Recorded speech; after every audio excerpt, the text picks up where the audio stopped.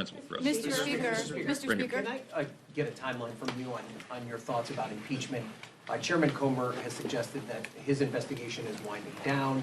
Do you feel right now that there is enough evidence to move on articles of impeachment? And how quickly could we see that process play out? And if you've already decided that you're heading towards articles of impeachment, or is there more that you need to see? So, many of you know my background. I'm a constitutional law attorney. I believe this is a very serious matter. I was called upon to serve on the impeachment defense team in the House twice under President Trump when the Democrats used it for raw partisan political purposes, and I decried that at each step of the way.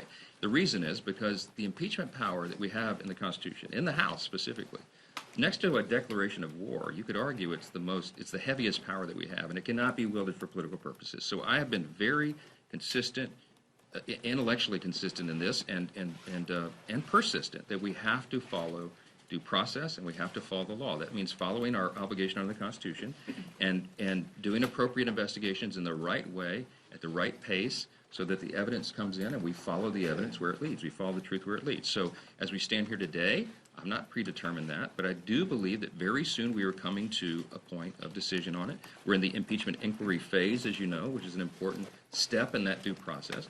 And what you're seeing right now, although a lot of American people are anxious about this, many Republicans across the country are anxious to get to the end point on this, and I think some Democrats want to know how it ends as well. What you're seeing right now is a deliberate constitutional process that was envisioned by the founders, the framers of the Constitution. This is how they envisioned this to go, not the way the Democrats did it: snap impeachments, sham impeachments, and all the rest. So I know that people are anxious about it, but I will say, Chairman Comer, Chairman Jordan in Judiciary, Chairman Smith in Ways and Means, they've done an extraordinary job, very methodically, and I would say outside the scope of politics. They've been taking in the evidence as it goes. So we're going to follow the evidence where it leads, and we'll see. And I'm not going to predetermine it this morning. Mr. Speaker, Scott, real quick. Speaker.